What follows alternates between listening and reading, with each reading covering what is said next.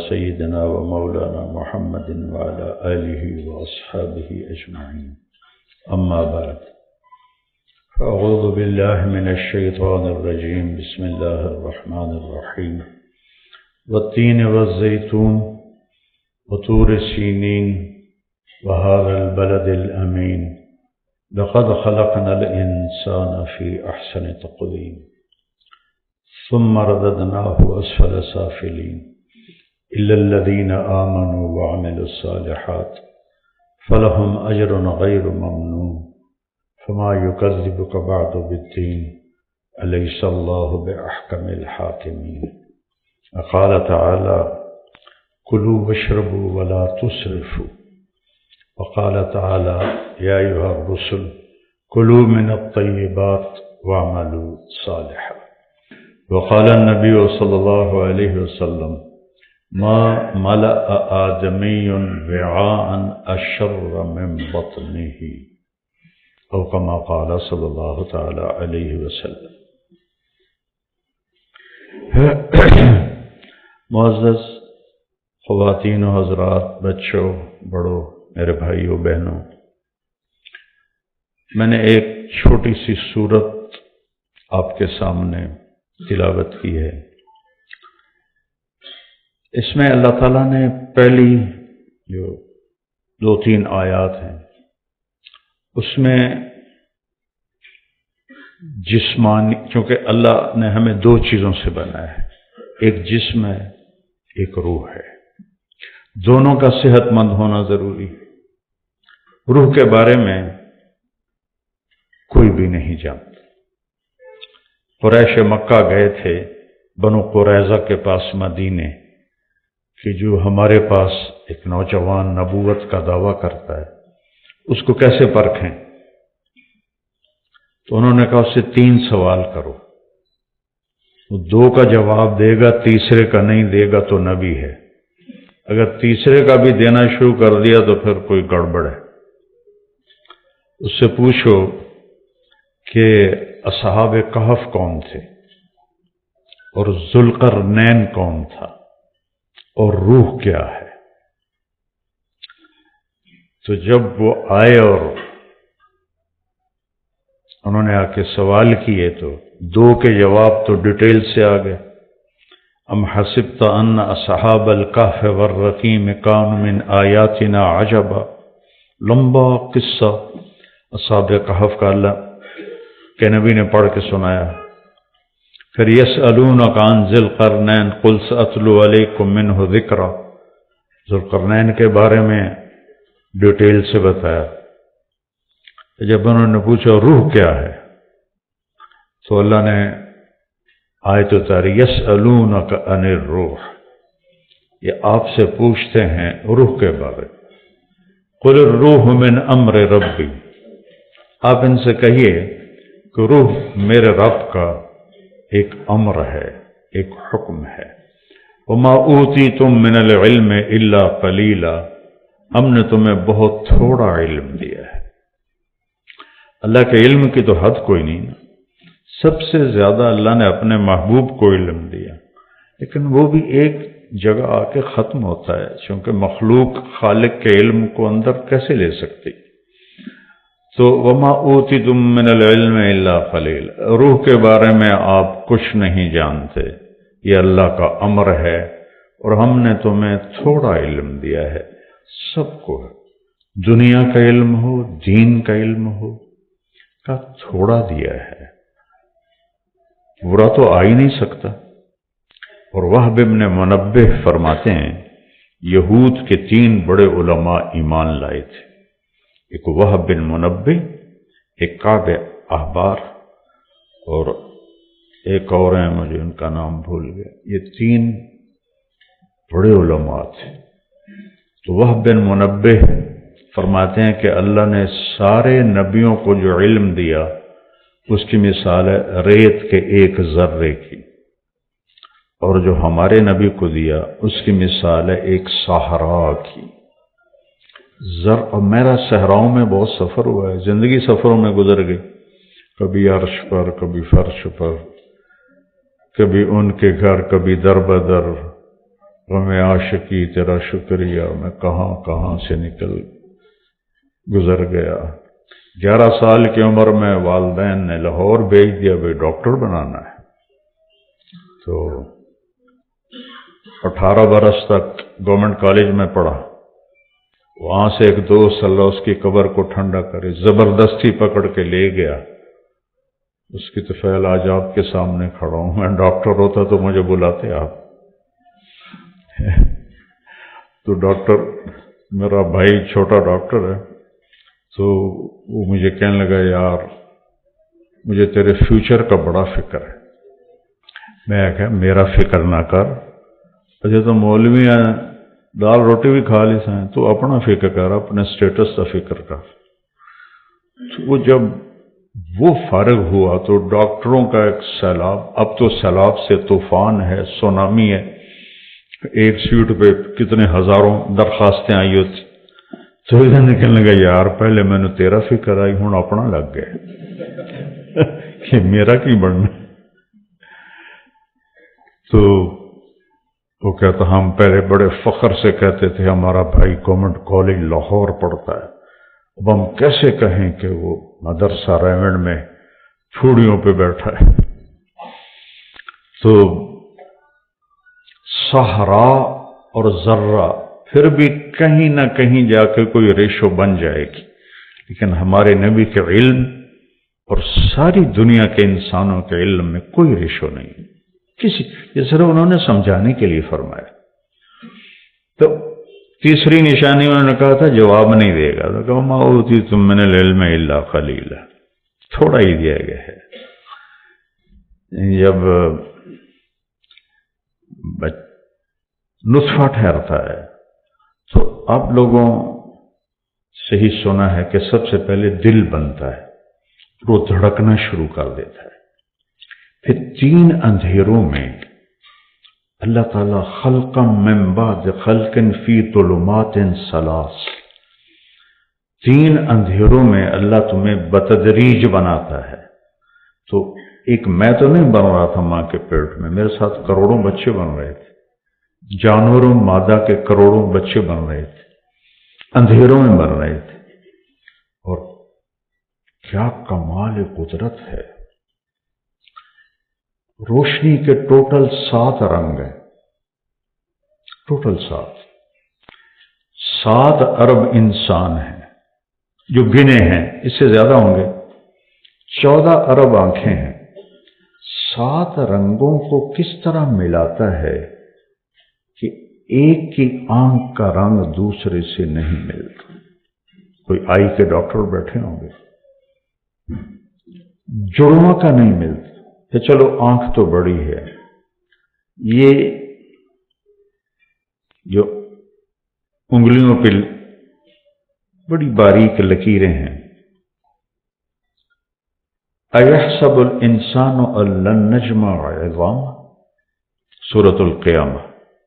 یہ کہتے ہیں کہ جب ہم مر گئے، ہڈی ہڈی ہو گئے، اَإِذَا كُنَّا عِظَامًا نَخِرَةً، ہڈی سے آگے چورا چورا ہو گئے، اب کون واپس زندہ کرے گا، کیسے ہوگا؟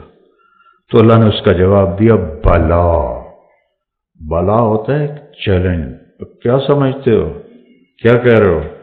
قادرین، میری قدرت دیکھنا، الا ان نسوی بنانا، اس انگلی کے پورے کی لکیریں بھی تیری ہی واپس کروں گی۔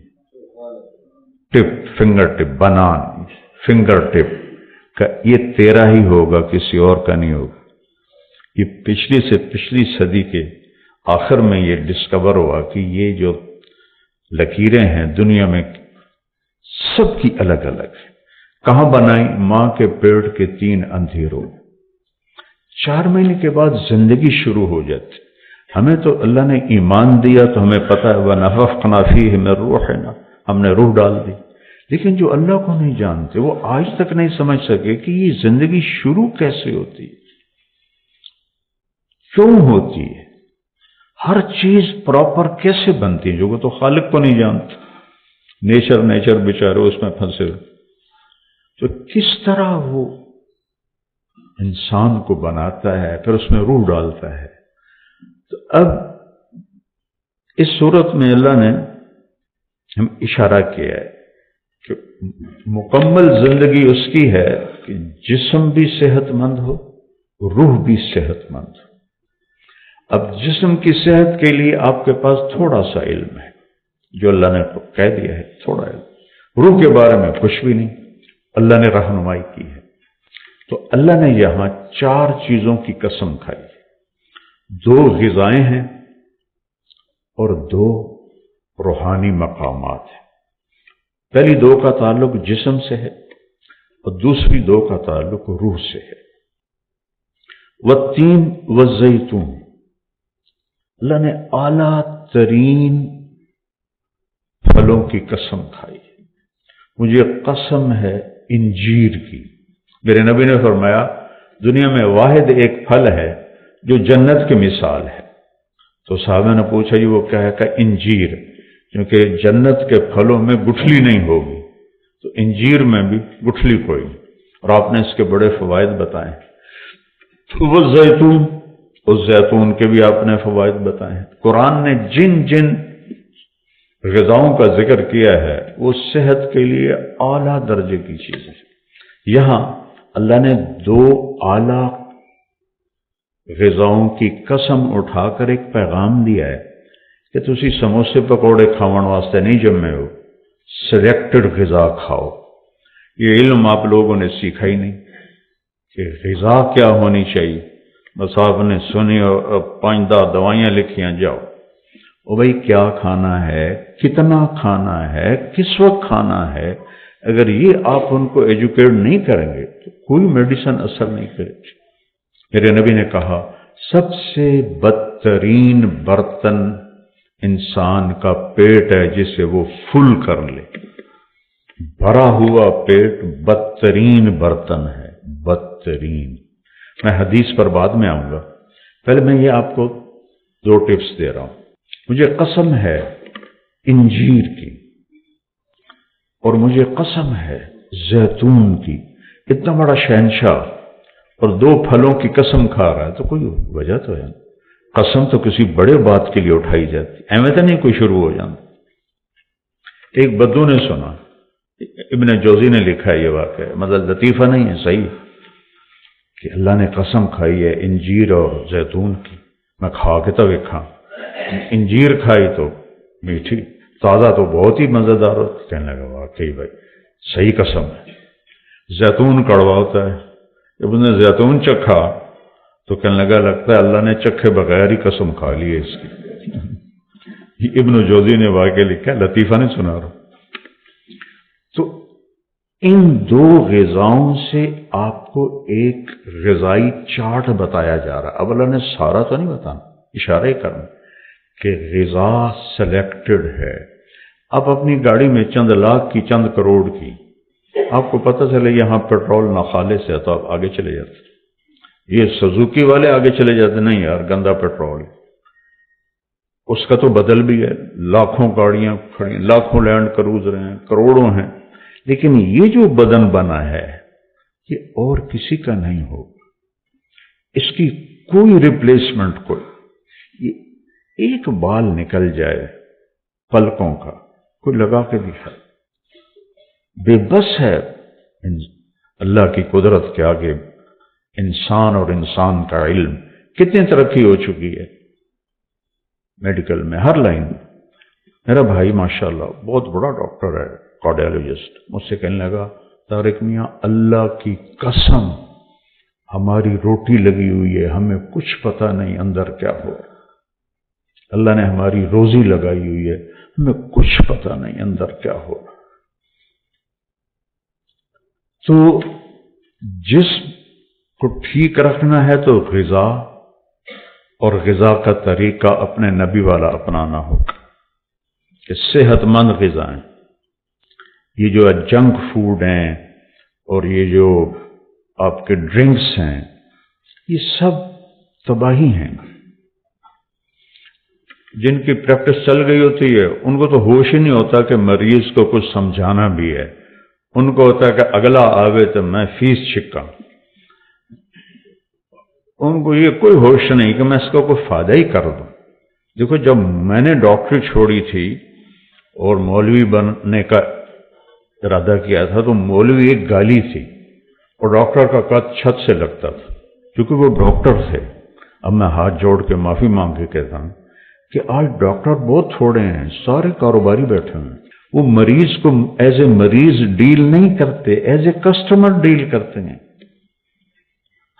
پیسے کی ہوس سب کو لپیٹ میں لے لیا. طب تو علم دین کے بعد جو سب سے بڑا علم ہے وہ طب ہے کہ انسان کی ذات کی ہمدردی میں براہ راست سے علم اللہ نے اتارا ہے. کسی نبی نے طب کے بارے میں کچھ نہیں بتایا. ہمارے نبی کی طب پر پوری حدیثیں موجود اور 2 بڑی مضبوط کتابیں ہیں، ایک علامہ ذہبی کی اور ایک ابن القیم کی. اس میں آپ نے کھانے کے سارے طریقے بتائے. تو غذا الا بلا کھانا، اس کے بعد کوئی میڈیسن اثر نہیں کرے گی. غذا سلیکٹڈ ہو جو جسم کے لیے خالص ہو، فطری ہو، نیچرل ہو، جتنا اس کے آپ قریب جائیں گے. میرے دادا رحمت اللہ علیہ تندور کی روٹی رات کو رکھی جاتی تھی، صبح اس پر اتنا بڑا مکھن کا پیڑا رکھتے تھے اور لسی سے کھا لیتے تھے اور پھر زمینوں پہ چلے جاتے تھے. اور پھر رات کو دودھ روٹی، سالن کبھی چکھا ہی نہیں، بہت کم چکھا. ان کا ہوا اپینڈکس کا مسئلہ تو لاہور لے گئے ابا جی. کرنل امیر الدین رحمت اللہ علیہ ایک بہت بڑے مشہور سرجن تھے میو ہاسپٹل. جب ان کو لے گئے آپریشن تھیٹر اور انہوں نے ٹیکا نکالا نا وہ بے ہوش کرنے، اگر نے وہ کی کرنے لگے ہو بھائی تو نے بے ہوش کرنا ہے. کہ کیوں؟ کہ تھوڑا آپریشن کرنا ہے. کہ میں ہوش کدی نہیں کھڑایا، میں نہیں بے ہوش ہوندا. میں کہ آپریشن کی میں کریے؟ میں کہ تسی کر لو، میں پہ ہویا، میں ہلنا نہیں نا، میں نہیں ہلدا، تسی کرو. سارا آپریشن بغیر بے ہوشی کے کروایا. اور میرا بھی ہوا اپینڈکس، میری پورا ہفتہ حال نہیں ختم ہوئی. تو کرنل امیر الدین نے 100 روپیہ نکالا، یہ 50-51 کی بات، 100 روپیہ نکالا اور میرے دادے کو دی. کہنے لگا اے تھوڑا گفٹ. انہاں کہا اے چھوری جڑیاں کھلوتی ہیں نا وہ نرسیں، انہوں دے دے، میرے کو ود ہوئے پہلے بھی، انہوں دے دے. یہ ان کی غذا تھی. تو خود بھی آپ اپنے لیے غذا کا انتخاب کرنا سیکھیں.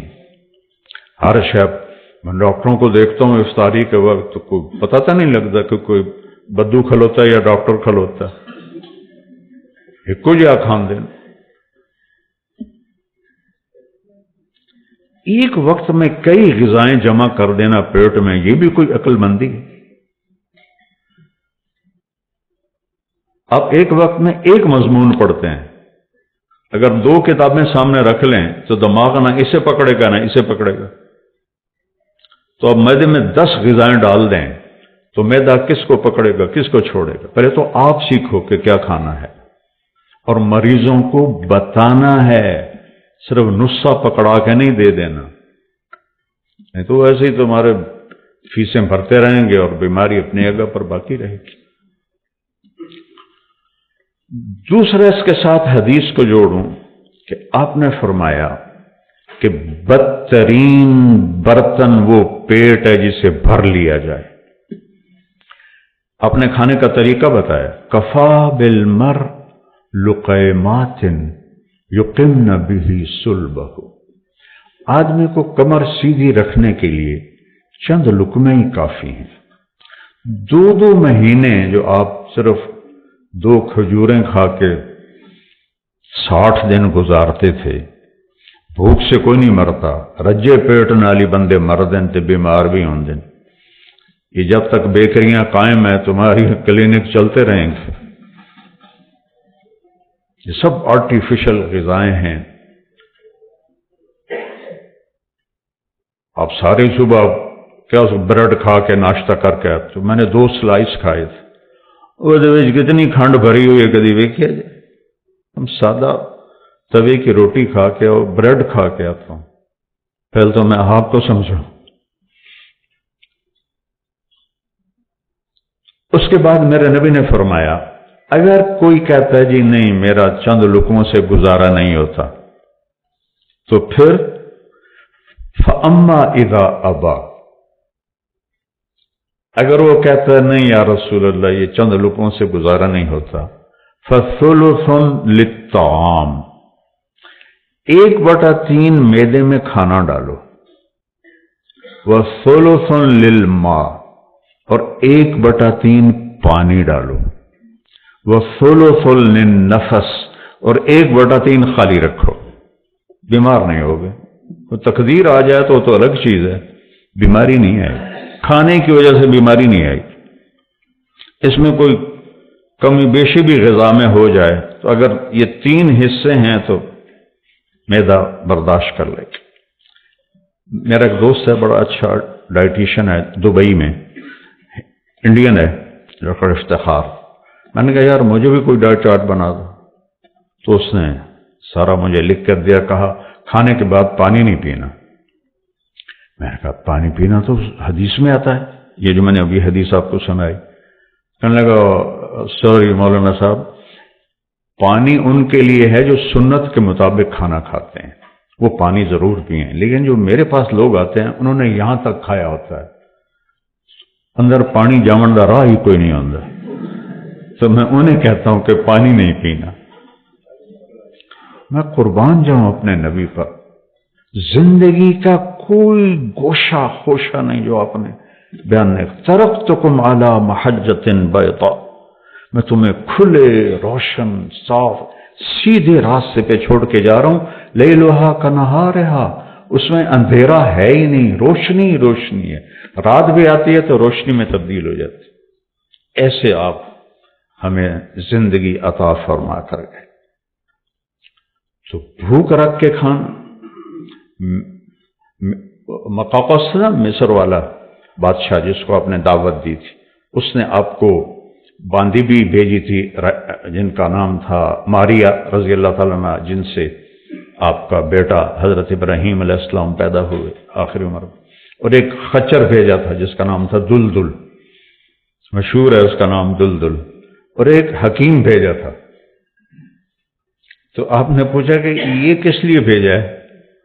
کہا جی انہوں نے کہا کہ آپ کے ہاں بیمار ہوتے ہوں گے تو یہ میرا طبیب ہے، علاج کرے گا۔ کہا نہیں، اسے کو واپس چلا جائے، ہمارے ہاں کوئی بیمار نہیں ہوتا، چونکہ ہم میں سے کبھی کوئی پیٹ بھر کے کھاتا ہی نہیں ہے، تو بیمار وہ ہوتے ہیں جو یہاں تک کھا کے بیٹھے ہوں۔ جب ڈاکٹر کا اتنا پیٹ نکلا ہوا ہو تو وہ ڈاکٹر کہلانے کا حقدار ہے۔ تو پہلی 2 چیزیں ہو گئی جسم کے ساتھ، کہ اپنے جسم کو چسکوں کے پیچھے برباد نہ کرو، سادہ غذا رکھو، پیٹ بھر کے کبھی نہ کھاؤ۔ تو میں نے اسے کہا یار اللہ کا فضل ہے، میں نے تو کبھی پیٹ بھر کے کھایا ہی نہیں، ساری زندگی گزر گئی، سارے بیماریوں نے بھی حملے کیے، لیکن میری بد پرہیزی کا اس میں دخل نہیں ہے، اللہ کی تقدیر اس میں داخل ہے۔ وہ جب میرا سٹینڈ پڑ رہا تھا تو ڈاکٹر شہریار صاحب ایسے دیکھیں اسکرین کو، ایسے حیران ہو، ایسے ایسے کریں۔ تو ایک اور میرا دوست ساتھ بیٹھا تھا ڈاکٹر، کہنے لگا ڈاکٹر صاحب کی گل ہے؟ کہا اے نالیاں تو کھالے طرح ہیں، یہ بند کیوں ہو گئی؟ یہ ڈاکٹر شہریار کے الفاظ تھے۔ تو وہ ایک تقدیر ہے، وہ تو الگ چیز ہے، اس پر ایمان لانا فرض ہے۔ وَنَبْلُوكُمْ بِالشَّرِّ وَالْخَيْرِ فِتْنَةً، ہم تمہیں آزمائیں گے، دکھ دے کر بھی سکھ دے کر بھی۔ ہمارے نبی بھی بیمار ہوئے، اور آخری جو مرض الوفات ہے وہ تو 13 دن آپ کو رہا، سخت بخار، سخت بخار۔ اب پیالے میں پانی ہوتا تھا، بار بار پانی لے کر ماتھے پر لگاتے تھے، سر پہ لگاتے تھے بخار کی شدت کی وجہ سے۔ تو پہلا سٹیپ ہے کہ کھانا کیا ہے، وہ میں نے مختصر آپ کو بتا دیا کہ وہ غذا جو اس بدن کی ضرورت ہے وہ اس کو کھلائیں۔ میں تو شادیوں میں جاتا نہیں ہوں کہ وہ رات 10-11 بجے کھانے کھلتے ہیں، میں 10 بجے سے پہلے سو جاتا ہوں، ایک دو دفعہ گیا تو رات کو حلوہ پوڑی چل رہا تھا کھانے کے ساتھ. میں کہا تھوڑا بیڑا غرق ہوئے، یہ حلوے پوڑی کھا کے تو چنوٹیاں دا جی کنہ بھی کھاونا ہے تسی آ لی، پھر بریانی بھی کھاونی ہے تو اتو جا کے تسی سو جاونا ہے، تھوڑا بڑھنا کی ہے. تو میرے نبی نے ہمیں یہ درس دیا ہے، اپنے خود بھی سیکھو، اپنے مریضوں کو بھی بتاؤ، تب جا کے آپ کا کلینک کا حق ادا ہوگا. ورنہ باقی سارے کارروائی دار بن چکے ہیں. اب تو ڈاکٹر پوچھنے کی تکلیف ہی نہیں کرتے، پہلے اسسٹنٹ بیٹھے ہوتے ہیں، وہ بی پی چیک کرتے ہیں، وہ ساری ہسٹری لیتے ہیں، وہ ہسٹری ڈاکٹر کے آگے رکھ دی جاتی ہے، وہ نسخہ، وہ ہسٹری دیکھ کے نسخہ لے کے اس کے ہاتھ میں پکڑاتا ہے تاکہ جلدی مریض فارغ ہو، پچھو 5000 ہو رہا جائے. اس کا اب اگلا حصہ وَطُورِ سِینِین وَهَذَا الْبَلَدِ الْأَمِینِ، اس کا تعلق روح کے ساتھ. اور ایک دوسری بات، میرے نبی نے کہا لا ثمرۃ بعد العشاء، عشاء کے بعد کوئی گفتگو نہیں، کوئی میٹنگ نہیں، جلدی سو، تہجد میں اٹھو. جو سٹیم سیلز ہیں انسان کے 18 کروڑ جو اس کی باڈی کو ریپیئر کرتے ہیں، وہ 10 بجے تک سو جائے تو کھل کے کام کرتے ہیں، ورنہ نہیں کرتے. اب 12 بجے تک کلینک چلاتے رہیں تو آپ کا اپنا تو کباڑا ہو جائے گا. بچوں کے مقدر میں پتہ نہیں ہے کہ نہیں ہے. تو جلدی سونا، تہجد میں اٹھنا، چہرہ ہمیشہ حشاش بشاش رہے گا. اور آپ کو سستی اور تھکاوٹ یہ ساری چیزیں نکل جائیں گی. رات کو پوری باڈی ریپیئر ہو جاتی، 10 سے 4 بجے تک سو جائیں، پھر کوئی کیپسول، کوئی گولی، کچھ کام نہیں آتا. اب جب ہم اللہ کے سسٹم کو الٹا کر دیتے ہیں تو وہ میڈیسن سے کیسے سیدھا ہوگا؟ اب یہ سارے فیصل آباد کے تاجر ساری رات جاگتے ہیں، صبح سوتے ہیں. ہماری نسل سر رات یہ موبائل دیکھتی ہے، صبح سوتے ہیں. پرسوں میں اپنی ایکو کرانے گیا تھا FIC، تو وہ کارڈیالوجسٹ بتا رہا تھا 20 سال کے 25 سال کے بچے ہارٹ اٹیک سے آ رہے ہیں. 20-25 سال کی عمر میں بھی ہارٹ اٹیک کبھی کسی کو ہو؟ تو سیکھیں نبی کی زندگی، دن رات کیسے گزارنے ہیں، کھانا کیا ہے، کیا نہیں کھانا ہے، کب کھانا چھوڑ دینا ہے. روزے اللہ نے کیوں رکھے ہیں؟ پورے جسم کو صاف کرنے کے لیے. اس کے بعد آ گئی روح. روح کو نہ روٹی چاہیے، نہ پانی، نہ عورت، نہ کھانا، نہ منصب، نہ عہدہ، نہ اولاد، نہ گاڑیاں، کچھ بھی نہیں چاہیے. وہ تو ایک لطیف چیز ہے، وہ اللہ کا امر ہے، اللہ سے اس کی غذا ہے، اللہ کا تعلق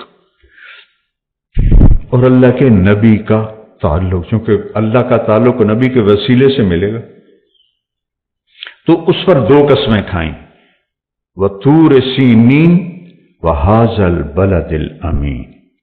اور قسم ہے مجھے طور سینین کی. یہ 2 جگہ کی قسم، ایک طور سینا جہاں تورات اتری، اور ایک فلسطین جہاں انجیل اتری. وَهَذَا الْبَلَدِ الْأَمِینِ، اور قسم ہے اس امانت والے شہر کی جہاں قرآن اترا، مکہ. تو یہ 2 چیزیں اللہ نے اندر کے نظام کے لیے، روح کے لیے بنائی. اب 2 چیزوں کو اللہ نے قرآن میں ملا دیا. اوتیت المثانی مکان التورات. میرے نبی نے فرمایا کہ سورہ فاتحہ کے بدلے میں اللہ نے مجھے تورات عطا کی ہے. والمائدہ مکان الانجیل، اور انجیل کے جگہ مجھے اللہ نے سورہ مائدہ عطا کی ہے. والحوامیم مکان الزبور، حامیم سے 6 صورتیں ہیں اکٹھی، یہ مجھے زبور کے بدلے میں دی ہیں، تو ساری آسمانی کتابیں تین جگہ آ گئیں، سورہ فاتحہ، سورہ المائدہ اور حامیم۔ وَفُضِّلْتُ بِالْمُفَصَّلَاتِ، باقی قرآن سے مجھے اللہ نے عزت بخشی۔ تو روح کا جو تعلق ہے اس کو اللہ چاہیے، اسے کچھ جنید جمشید جو ہے نا، پہلی دفعہ 97 میں مجھے کسی نے ملایا میوزک کی دنیا میں، میں کالج میں پہلے گلوکار تھا، ڈاکٹر تھا، میں کوئی نہ ہی بننا، پیودہ لیتا رہا، میں تو ادھر ہی کہیں بھٹک جاتا۔ مجھے تو پرائمری اسکول سے گانے کا شوق تھا، تیسری جماعت سے میں نے گانا شروع کیا FSC تک، سینٹرل ماڈل اسکول میں، گورنمنٹ کالج میں۔ تو میں نے جنید جیسا فیم میوزک میں نہیں دیکھا، اور اس کی جو شہرت اور اس کی خوبصورتی، قد کاٹ، میں نے ایسا کوئی آرٹسٹ نہیں دیکھا۔ تو مجھے ایک لڑکا لے کر آیا، میری تو جان پہچان ہی نہیں تھی، کہا جی آپ اس سے بات کریں۔ مجھے نہیں یاد میں نے کیا بات کی، اس نے میری بات کاٹ دی، کہنے لگا ایک بات پوچھنی آپ سے۔ میں نے کہا کیا؟ کہا ایک پاکستانی نوجوان جس گلیمر کو خوابوں میں دیکھتا ہے وہ مجھے فزیکلی حاصل ہے۔ سمجھے آپ میری بات؟ پاکستانی نوجوان جس گلیمر کو خوابوں میں دیکھتا ہے مجھے فزیکلی حاصل۔ پھر یہاں اندھیرا ہے، یہاں اندھیرا ہے، یہ جگہ خالی ہے۔ مجھے لگتا ہے اس کی مثال کیا خوبصورت، مجھے لگتا ہے میں وہ کشتی ہوں جس کے لیے کوئی ساحل نہیں۔ ایسا کیوں ہے؟ میں نے کہا تمہیں ایک مثال دیتا ہوں، تمہارے اس گھٹنے میں درد ہے، تم میڈیسن یہاں لگا رہے ہو، ٹھیک ہو جاؤ گے؟ کہنے لگا نہیں۔ میں نے کہا کیوں؟ اس لیے کہ جہاں درد ہے وہاں میڈیسن نہیں جا رہی، جہاں درد ہے نہیں وہاں تم ٹیوبیں لگا رہے ہو۔ میں نے کہا یہ جو اندھیرا ہے یہ تمہاری روح میں ہے، تم اسے میوزک میں، لڑکی میں، نشوں میں اور ڈانس میں ڈھونڈ رہے ہو، تو یہ چیزیں تو وہاں جاتی ہی نہیں۔ اندھیرا تو روح میں ہے نہ کہ تیری باڈی میں۔ اس کو اللہ چاہیے، اللہ کا رسول چاہیے۔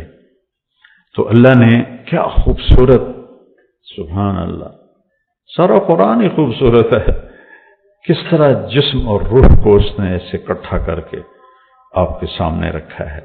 وَطُورِ سِینِین وَهَٰذَا الْبَلَدِ الْأَمِینِ، مکے میں قرآن اترا، اور طور سینین 2 جگہ ہیں جہاں زبور، انجیل اور تورات اتری، ان کو اللہ نے قرآن میں ڈال دیا۔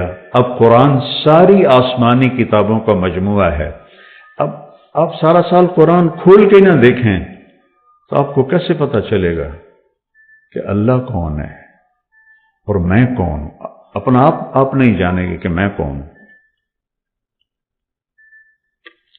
تو پھر یہ 97 کی بات، 2002 میں وہ 3 چلے کے لیے تبلیغ میں چلا گیا، تو مجھے اس کا فون آیا، مجھے نہیں پتا تھا کہ وہ نکل گیا 4 مہینے کے لیے۔ کہا جی مول صاحب میں اس وقت بالا کوٹ میں ہوں، ایک پرانی مسجد ہے کھنڈر جیسی، اور اس کا ٹوٹا ہوا فرش ہے اور ایک پھٹی ہوئی چٹائی ہے، میں اس پہ لیٹا ہوا ہوں، اور جو سکون میں 5 اسٹار ہوٹلوں میں ڈھونڈتا تھا وہ مجھے یہاں مل رہا ہے۔ مجھے لگتا ہے میں ہوا میں اڑ جاؤں گا، یہ اس کے الفاظ، مجھے لگتا ہے میں ہوا میں اڑ جاؤں۔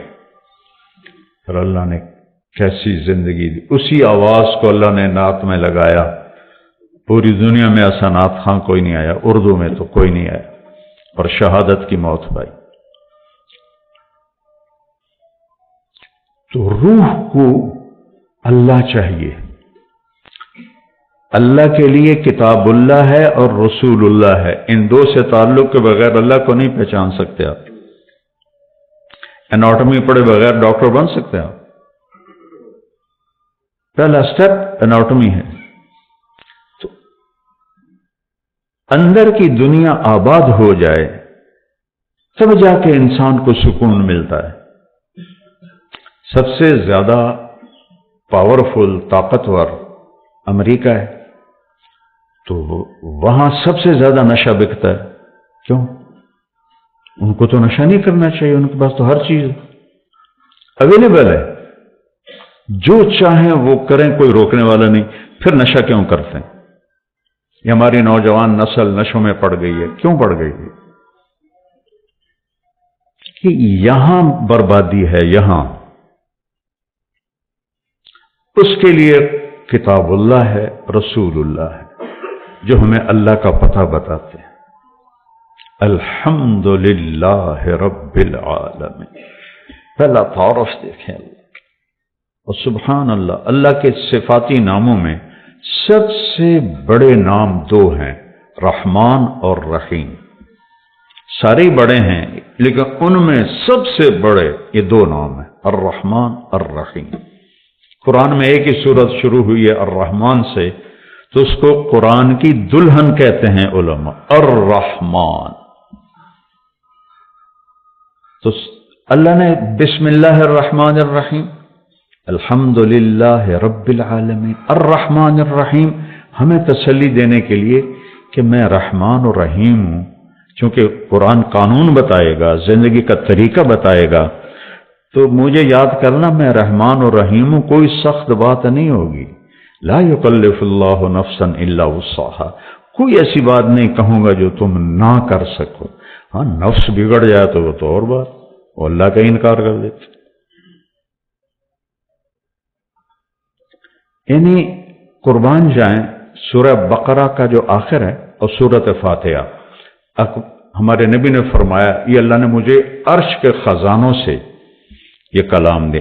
اس کو جبریل لے کر نہیں آیا، جبریل آئے ساتھ ایک فرشتہ آیا اسپیشل، یہ دو کلام لے کر، للہ ما فی السماوات سے لے کر فانصرنا علی القوم الکافرین اور سورۃ فاتحہ۔ سورۃ فاتحہ سارے قرآن کا خلاصہ ہے،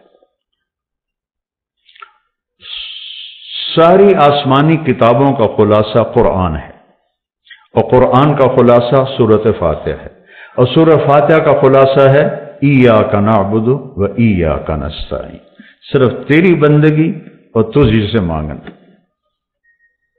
میں تو جہالت کا دور ہے، قبروں گرے پڑے ہیں، پیروں کے سب پاؤں میں پڑے ہیں، سائیں تسی سب کچھ کر سکتے ہو، کوئی اللہ کے سوا بھی کچھ کر سکتا ہے؟ کوئی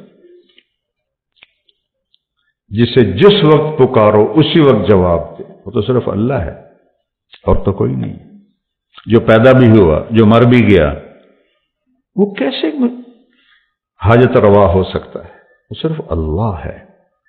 انہوں نے کہا الرحمن ہوں الرحیم ہوں، تم پر کوئی مشکل نہیں ڈالوں گا۔ اور آگے سنیے، وہ پچھلا مضمون چھوڑ دیتا ہوں پھر بات لمبی ہو جائے گی۔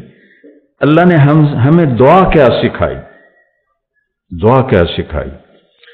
ربنا لا تؤاخذنا ان نسینا او اخطانا، یا اللہ کبھی جان بوجھ کے غلطی ہوگی، کبھی بھول چوک سے ہوگی، میری پکڑ نہ کریں۔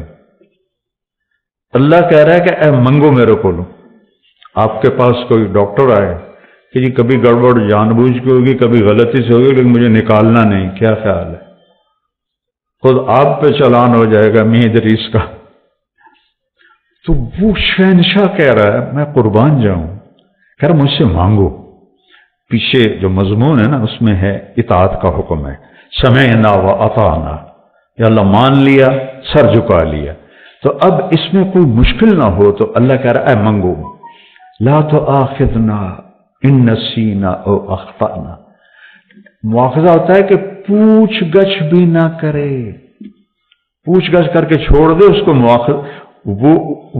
وہ مواخذہ میں آ جاتا ہے، وہ پکڑ میں آ جاتا ہے۔ لا تؤاخذنا، یا اللہ نہ پوچھی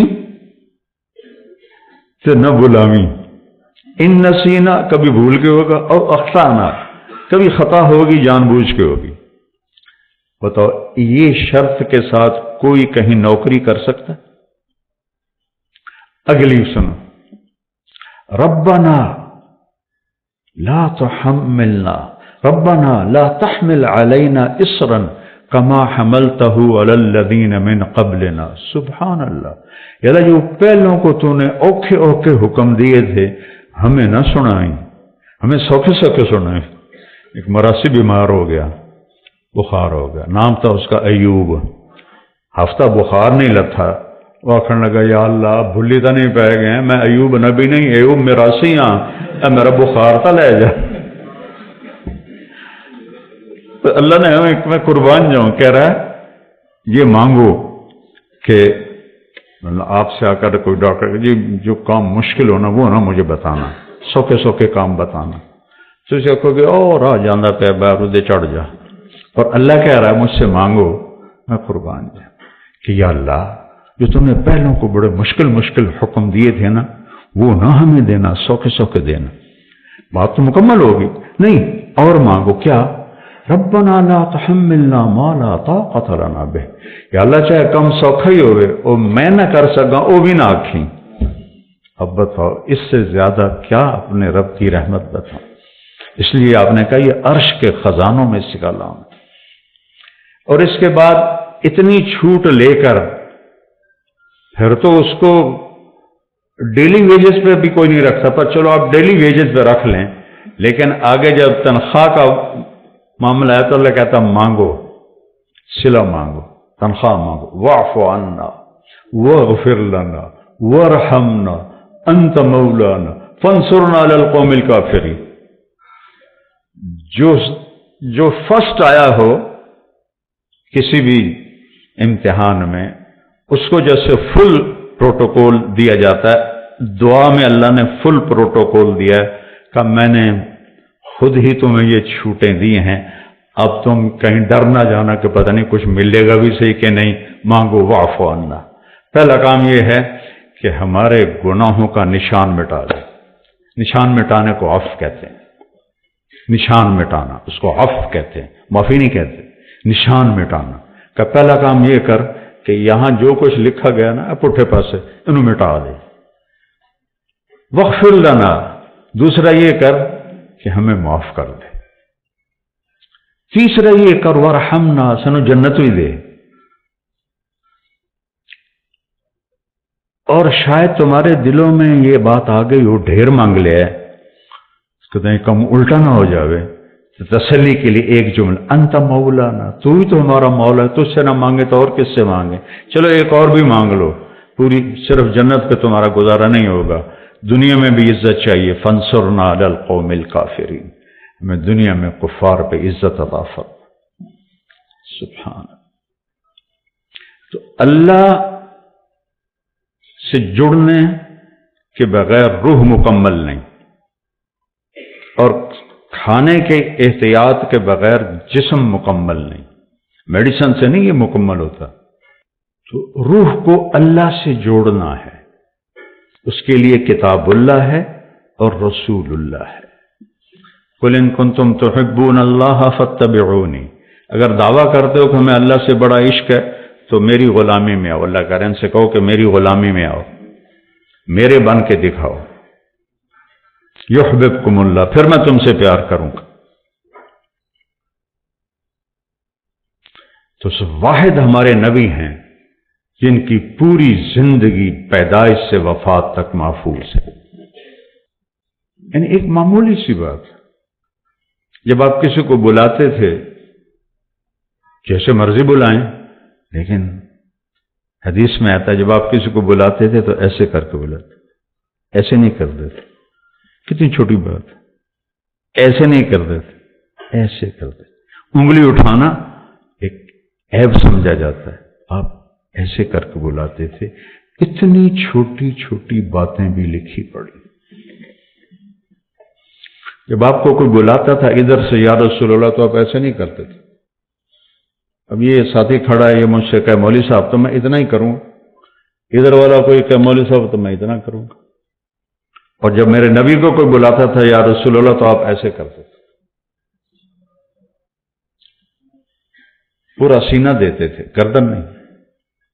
ادھر سے کوئی بلاتا یا رسول اللہ تو آپ ایسے کرتے تھے۔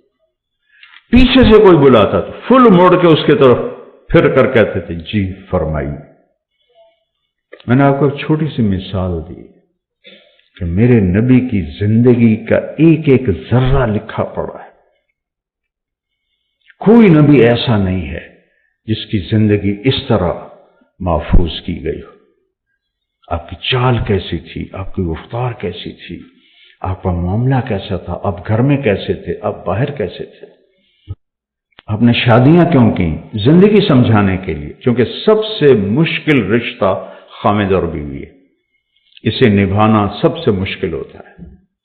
تو آپ نے کہا دیکھو مجھے عورتوں کی کوئی خواہش نہیں ہے، میں نے جہاں شادی کی، جہاں بیٹی کی شادی کی، اللہ کی وحی آئی پھر میں نے قدم اٹھایا، ورنہ 25 سال کا نوجوان 40 سال کی بیوہ عورت سے شادی کر سکتا ہے؟ آج کسی 25 سال کے بچے کو اس کا باپ کا پترا ہے 40 سال کی بیوہ ہے تیری شادی کرنی، وہ تو کراچی دوڑ جائے گا۔ تو آپ نے 25 برس 40 سال کی عورت کے ساتھ گزارا، جب ان کا انتقال ہوا، آپ کی عمر 50 سال ہوئی تو 10 شادیاں کر لی، زندگی سمجھائی۔ گھر میں زندگی میاں بیوی کا نباہ بڑا مشکل ہوتا ہے، کیونکہ یہ خونی رشتہ نہیں ہوتا ہے، ایک بول پہ بنتا ہے، ایک بول پہ ٹوٹتا ہے۔ تو یہ سب سے مضبوط ترین اور اہم ترین رشتہ ہے کہ اس سے رشتے جنم لیتے ہیں۔ یہ پہلا رشتہ آدم و حوا کا قائم ہوا، خامد اور بیوی کا قائم ہوا۔ اللہ نال 3-4 پتر بھی بنا کے دے دینا، وہ کڑی مشکل ہے، کن فیکون ہی کرنا ہے۔ نہیں، اولاد پہلے ماں باپ، پہلے میاں بیوی بنایا، پھر اولاد دی۔ اور عجب میرے نبی کی شان ہے، جب وہ نکاح ہو گیا نا جنت میں، تو اللہ نے کہا مہر دو، آدم حوا کو مہر دو۔ مہر کیا چیز ہے؟ یہ کسی کی بیٹی کی قیمت نہیں ہے، چاہے جھونپڑی والا ہو چاہے محل والا ہو، یہ ایک علامت ہے کہ جب تک یہ نکاح باقی ہے یہ لڑکا اس لڑکی کے خرچ کا ذمہ دار ہوگا، کمانا اس کے ذمہ نہیں ہوگا، کمانا اس لڑکے کے ذمہ ہوگا۔ یہ مہر اس لیے ہے۔ تو انہوں نے پوچھا جی کیا مہر دوں؟ فرمایا تیری نسل میں میرا آخری نبی آئے گا، اس پہ ایک دفعہ درود پڑھ دے، یہ مہر ہے۔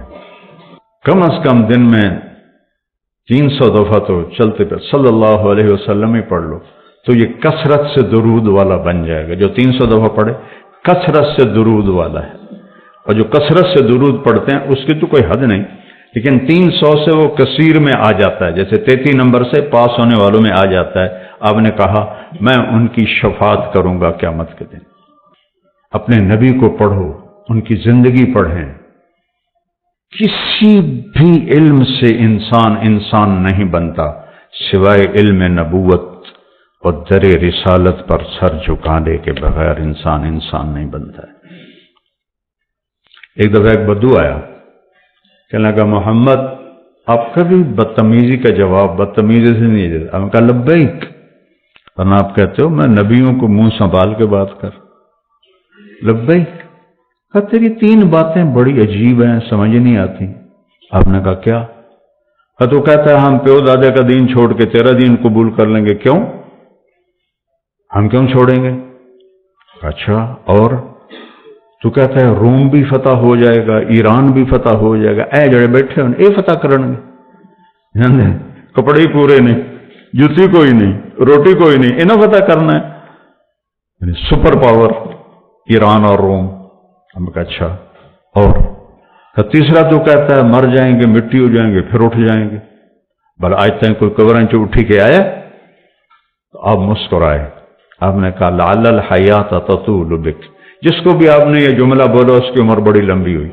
آپ نے کہا لگتا ہے تیری عمر لمبی ہوگی، تو ایک دن تو دیکھے گا یہ سارا عرب میرا کلمہ پڑھے گا، اور ایک دن تو دیکھے گا روم اور ایران فتح ہو کے مدینے میں آئیں گے، اور باقی رہے گی تیسری بات مر کے اٹھنے کی، تیرا یہاں سے ہاتھ پکڑوں گا اور تجھے یاد دلاؤں گا تیسری گل ہوگی کہ نہیں ہوگی۔ وہ کہنے لگا میں نہیں مانتا، واپس چلا گیا۔ تو جب فتح مکہ ہوا سارا عرب کلمہ پڑ گیا، کہنے لگا بھی ایک گل تو ہو گئی، حضرت عمر کے زمانے میں روم بھی فتح ہو گیا، ایران بھی فتح ہو گیا، کہنے لگا بھلیا لوکا دوئی بھی ہوگی کہ جائیں تری نہ ہو جائے، چل جا کے کلمہ پڑھ۔ تو اپنا گاؤں چھوڑ کے آیا، حضرت عمر کا دور تھا اور اس نے کلمہ پڑھا۔ وہ جب کبھی حضرت عمر کی مجلس میں آتا تو حضرت عمر کھڑے ہو جاتے۔ وہ 22 لاکھ مربع میل کا حکمران اور عمر جس کو دیکھ کے شیطان بھی راستہ بدل لیتا ہے، تو سارے لوگ بڑے حیران ہوتے ہیں معمولی جہا بندہ ہے، یہ واسطے امیر المومنین کھلو جانے کی چکر ہے۔ تو ایک دن وہ فرمانے لگے میں تمہاری آنکھوں میں سوال دیکھتا ہوں کہ میں اس کے لیے کیوں کھڑا ہوتا ہوں؟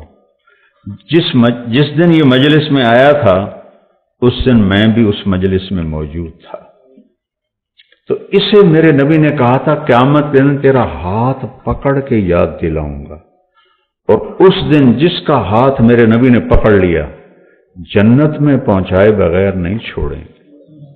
تو یہ کل تو سرٹیفکیٹ ہے جنت کا، اس لیے میں اس کی عزت کرتا ہوں۔ تو اپنے ہاتھ چھڑا لو اور حبیب کے ہاتھ میں ہاتھ دے دو، اپنی زندگی پہ ٹھپا لگا لو محمدی صلی اللہ علیہ وسلم، تو پھر ہوگا لقد خلقنا الانسان فی احسن تقویم، کہ ہم نے انسان کو بہترین مخلوق پیدا فرمایا ہر لحاظ سے، بشرطے کہ یہ دو باتیں اس کے اندر ہوں۔ اور پھر جیسے جسم میلا ہو جاتا ہے تو ہم نہا لیتے ہیں، تو اگر روح پہ کوئی داغ لگ جائے تو اللہ نے کہا کوئی مسئلہ نہیں، توبہ کرو میں معاف کر دوں گا۔ جتنی دفعہ توبہ ٹوٹے توبہ کر لو میں صاف کر دوں گا، نشانی مٹا دوں گا۔ آخری یا ایھا الذین، قرآن میں 89 دفعہ آیا ہے یا ایھا الذین آمنو، آخری جو آیا ہے 28ویں پارے میں یا ایھا الذین آمنو توبوا الی اللہ توبۃ نصوحا عسیٰ ربکم ان یکفر عنکم سیئاتکم، اپنے رب کی بارگاہ میں توبہ کرتے رہو، جب بھی توبہ کرو گے تمہارے گناہوں کو نشان بھی دھو کے رکھ دے گا، تکفیر صاف کر دینا، ایک مطلب اس کا یہ بھی۔ اور پھر خود حدیث میں فرمایا میرے نبی نے کہ اللہ کہتا ہے یا ابن آدم لو بلغت ذنوبک عنان السماء، میرا بندہ تو اتنے گناہ کر کے آسمان کی چھت کو پہنچا دے، کوئی کر سکتا ہے؟ آسمان تو آج تک دیکھا ہی نہیں گیا، اور ناممکن بات کی میرے اللہ نے، حدیث قدسی ہے، اتنے گناہ کر عورت یا مرد کہ آسمان کی چھت کو لگا دے، پھر آدھی زبان سے کہ یا اللہ معاف کر، تو میں سارے معاف کر دوں گا، ولا ابالی، کو مجھے پرواہ کوئی نہیں، کیوں پرواہ کوئی نہیں کہ تمہارے گناہوں سے میں چھوٹا نہیں ہوتا، تمہاری نیکی سے میں بڑا نہیں ہوتا، تو تم اتنے بھی گناہ کر کے توبہ کرنے آؤ گے تو میں معاف کر دوں گا۔ تو روح کو دھونے کا بھی انتظام ساتھ ہے، داغ دھبے تو لگیں گے، آخر ہم نفس کے پتلے ہیں۔ اور پھر میں سبحان اللہ، کوئی آپ سے ناراض ہو، وہ آپ سے معافی مانگنا ہے تو آپ کریں گے آؤ جی آؤ جی، یا منہ موڑ کے ادھر چلے جائیں گے۔ میں نے کبھی نہیں محسوس کیا، میں پھر بھی سلام کرتا ہوں۔ تصل من قطعک، میرے نبی نے کہا جو توڑے اس سے جوڑ۔ تو طریقہ تو یہ ہے کہ ناراضگی ہو تو منہ بندہ پہلے پاسے کر لینا، بیوی منہ پرا کر لیندی، خامن منہ پرا کر لینا، ماں باپ منہ موڑ لیتے۔ اور میرا اللہ کیا کہتا ہے من تقرب الی تلقیتہ من بعید، جو مجھے منانے کے لیے آتا ہے میں آگے بڑھ کے اس کا استقبال کرتا ہوں۔ جیسے بھی آپ لوگ کھڑے تھے میرے استقبال میں تو اللہ کہتا میں اس گناہ گار کا استقبال کرتا ہوں، آ جا میرا بندہ، میں تو انتظار میں تھا کہ تو توبہ کرے، ہماری دوستی قائم۔ ما لم یغرغر، ہاں جب یہاں روح اٹک جائے گی پھر توبہ نہیں ہے، اس سے پہلے دروازہ کھلا ہے۔ تو میرے بھائی بہنوں، یہ میں نے 2 آیتیں آپ کے سامنے بیان کی ہیں جو ساری آپ کی میڈیکل لائن سے ہیں، بلکہ ہر انسان کی لائن سے ہیں، کہ وہ جسمانی طور پر بھی اچھا ہو، اس کے لیے اس کی غذاؤں کا استعمال، اور خاص طور پہ جو حرام ہے، ایک حرام ہے شراب ہے، سوگر ہے، ایک حرام ہے کہ رشوت ہے، بدعنوانی ہے، اور 2 نمبری ہے، اس سے بھی حرام ہو جاتا ہے۔ یہ جسم کو کبھی بھی پنپنے نہیں دیتا، حرام کھا کے کبھی کسی کی نسل نہیں بنی نہ سنوری۔ ایجوکیٹ کریں اپنے آپ کو بھی، اپنے مریضوں کو بھی، اور اس روح کو اللہ سے جوڑیں قرآن کے ذریعے اور نبی کی سیرت کے ذریعے۔ قرآن کو پڑھیں، اس کا ترجمہ پڑھیں، مکی صورتوں کو پڑھیں۔ اللہ مجھ سے کیا چاہتا ہے، اللہ کیا کہتا ہے؟ قریش نے کہا، آخری بات کر رہا، یار ہمیں تو اپنی پیڑھیاں یاد ہیں، کیونکہ ان کو اپنی پیڑھیاں، جیسے ہمارے یہاں مراسی ہوتے ہیں، ہمارے جو قدیم پنجاب کے ذمہ دار ہیں، ہمارے مراسی ہوتے ہیں جو ہماری پیڑھیاں ہم سے بھی زیادہ جانتے ہیں، وہ ان کی تعریف کر کے انہوں نے قبراں بھی مٹا گئی، پھر انہوں نے سرداریاں گڈ کے ساڑھے کل پیسے بھی لے جاندے، دانے بھی لے جاندے، بیماری کا علاج بھی ہوتا ہے، بچیاں دیا شادیاں بھی ہوندی ہیں۔ اب عام طور پر تو ذمہ داروں نے یہ سلسلہ چھوڑ لیا ہے، میں نے باقی رکھا ہوا ہے، میں نے اپنے مراسیوں سے اب تک وفا کی ہوئی ہے، اور اللہ مجھے توفیق دیتے رہے۔ تو وہ پیڑھیاں سے میرے نبی کا نسب نامہ آدم تک محفوظ ہے، وہ تو آپ کا معجزہ ہے، ورنہ تو عدنان کے آگے تو کسی کو کچھ پتہ نہیں، لیکن میں آپ کو برکت کے لیے سناتا ہوں۔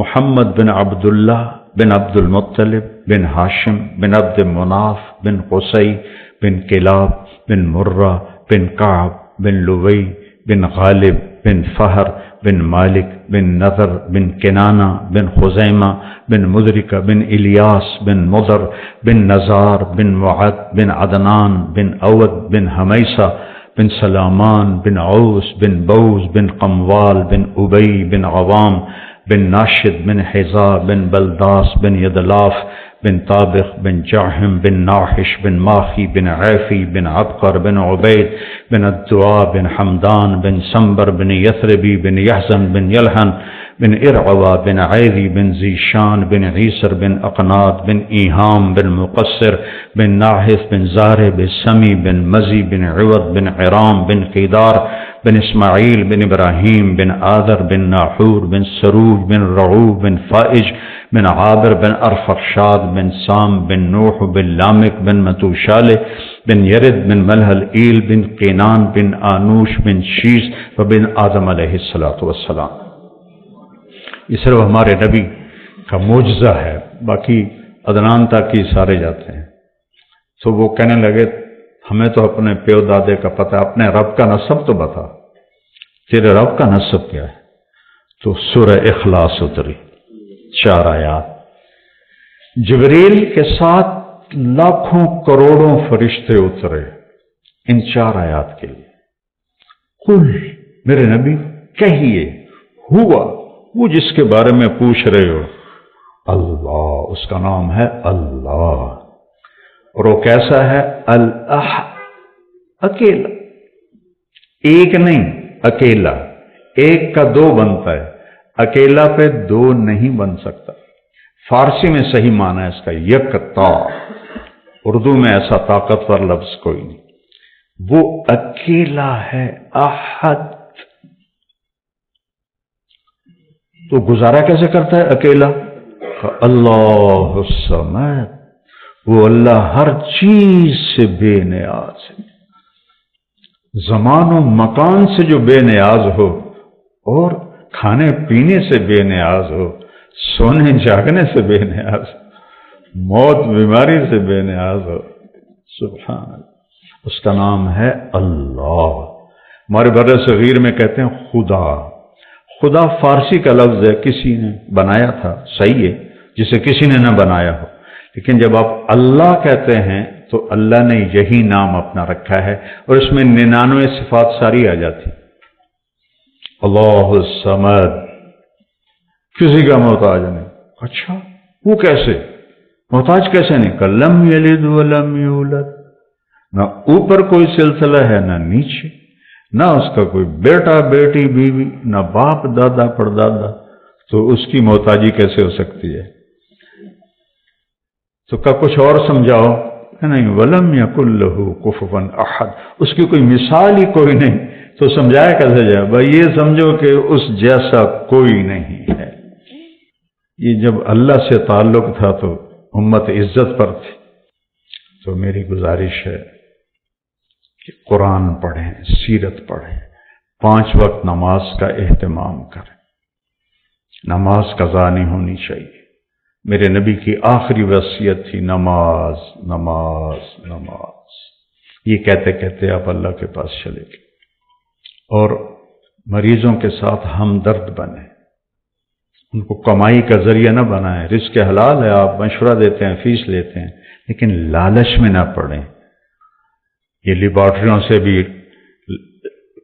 آپ کے سلسلے جڑے ہوتے ہیں، اتنے پرسنٹ ساڑھا تھے، اتنے پرسنٹ تھوڑا تھے، اور یہ جو دوائیوں والے، انہوں نے ڈاکٹروں کو خریدا ہوتا ہے، یہ لیبارٹریوں والوں نے خریدا ہوتا ہے، تو ڈاکٹر تو نہ رہے گا نا، بکاؤ مال ہو گیا۔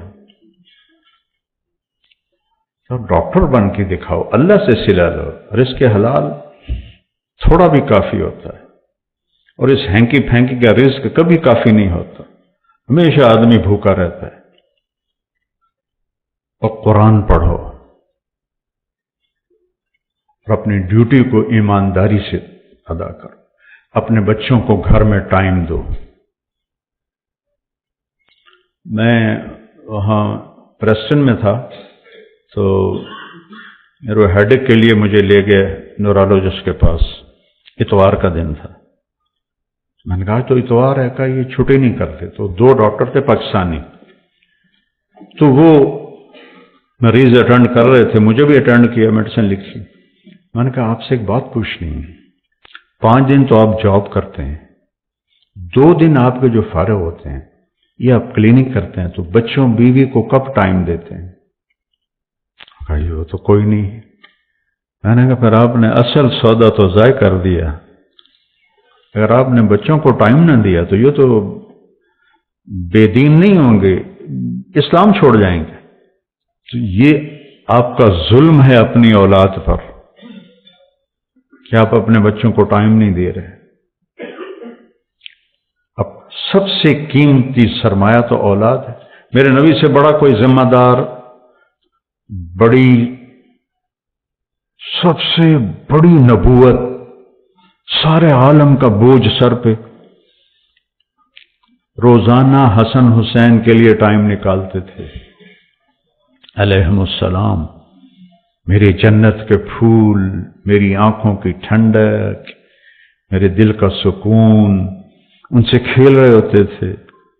امام حسن کو سامنے بٹھایا ہوا تھا، 2 جہان کی سرداری کعبہ قوسین، ایسے زبان باہر نکالتے تو وہ ایسے پکڑتے، تو جب وہ جھپٹا مارتے تو آپ منہ بند کر لیتے، پھر آپ ہنسنے لگتے، پھر آپ زبان ایسے نکالتے، وہ پھر جھپٹا مارتے، آپ پھر منہ بند کر لیتے۔ یہ کھیل حسن سے ہو رہا ہے۔ ایک دفعہ کبھی آپ صرف چادر اوڑھ لیتے تھے، اوپر بھی چادر نیچے بھی چادر، تو حسن علیہ السلام پیٹ پر بیٹھے تھے تو انہوں نے پیشاب شروع کر دیا، آپ ہلے نہیں، سارا پیشاب ان کا پیٹ پہ برداشت کیا۔ مجھے نہیں یاد، میرے 5 بچے، ایک تو اللہ نے لے لیے، کہ کسی کو پیشاب مجھے محسوس ہوا ہو میں اس کو لے کے کھڑا رہوں، فوراً میں انہوں یا منجی تے سٹے یا نوکر نو دیتا۔ اور میرے نبی نے سارا پیشاب حسن کا اپنے پیٹ پہ برداشت کیا۔ جب فارغ ہو گئے پیشاب سے تو ان کو ایک طرف کے اور آگے پانی سے اپنے بدن کو دھو لیا۔ اپنے بچوں کو، بیویوں کو ٹائم دیا ہے، حسن سلوک کیا ہے، اظہار محبت کیا ہے۔ جب آپ نفروں سے فارغ ہوتے تو ہم عائشہ بھی اٹھ کے بیٹھ جاتی، پھر فجر کے اذان تک دونوں میاں بیوی آپس میں پیار محبت کی باتیں کرتے تھے۔ تو اس موبائل نے تو زندگی برباد کر دی ہے۔ اولاد میں، میاں بیوی میں، ماں باپ میں جو ایک آئی کانٹیکٹ ہے وہ ختم ہو گیا ہے۔ آئی کانٹیکٹ نہ ہو تو بلوٹوتھ آن نہیں ہوتا ہے، بلوٹوتھ آن نہ ہو تو ڈیٹا شفٹ نہیں ہوتا ہے۔ یہی فیصل آباد کی بات ہے، ہمارے پوتیاں پڑھتی ہیں کسی اسکول میں، مجھے تو اسکول کا بھی نہیں پتا، تو وہ ان کی ٹیچر ایک پیپر دیکھ رہی تھی اور پیپر دیکھتے دیکھتے رونے لگی، تو اس سے خاوند نے پوچھا کیوں رو رہی ہو؟ تو اس نے پیپر آگے کر دیا، تو اس پہ لکھا ہوا تھا کہ آپ کیا بننا چاہتے ہیں، ایک سوال تھا، چھوٹے بچے نرسری کے، تو اس نے لکھا تھا I want to be a smart phone. تو وہ کہنے لگا اس کا خامن، تو اس میں رونے کی کیا بات ہے کہ یہ تیرا میرا بیٹا ہے، اس نے لکھا ہے، اور آگے اس نے ڈیٹیل دی ہے کہ مجھے اتنی توجہ نہیں دیتے میرے ماں باپ جتنی اپنے فون کو دیتے۔ یہ مائیں بیٹھی ہیں، باپ بیٹھے ہیں، یہ ضرورت کی چیز ہے۔ میرا سیانو پتر ڈے آنا چم چم کے مار چھڑیا، یہ ضرورت کی چیز ہے، اس کو استعمال کرو، لیکن گھر جا کے اس خبیث کو بند کر دو۔ جب بچے ہوں، میاں بیوی بیٹھے ہوں، ماں باپ بیٹھے ہوں، اس کا استعمال نہیں ہے، آپ کا تعلق کمزور ہو جائے گا، محبتیں کم ہو جائیں گی۔ ہمارے نبی اظہار محبت کرتے تھے بیویوں سے، ہمارے یہاں تو عیب سمجھا جاتا ہے، اور عرب میں تو بہت بڑا عیب تھا بیویوں سے اظہار محبت۔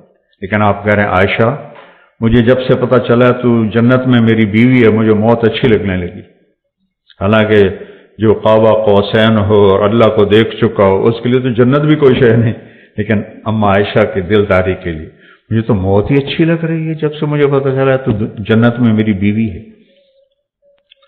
پوری ایک فل پیکج دے کر گئے ہیں زندگی کا۔ میں گھنٹے سوا گھنٹے میں آپ کو کیا کیا بتاؤں اور کیا کیا چھوڑوں۔ بہرحال اللہ مجھے بھی عمل کی توفیق دے، آپ کو بھی عمل کی توفیق دے، فرائض کا اہتمام کریں۔ اور ایک حدیث سناتا ہوں آخر، میرے نبی نے کہا 4 کام کر لو سارے رستہ سدھ ہے، 4، صرف 4، لائن کلیئر، سگنل آن، گاڑی موو کرے گی۔ صدق و حدیث، ہمیشہ سچ بولنا، کبھی جھوٹ نہ بولنا۔ حفظ و امانت، کبھی کسی کو دھوکہ نہ دینا، 2 نمبری نہ کرنا، دیانتداری سے کرنا۔ حسن و خلیقت، اپنے اخلاق اچھے رکھنا، اس زبان سے کسی کو ڈسنا نہیں، اس سے محبت کا بول نکلے، زہریلا بول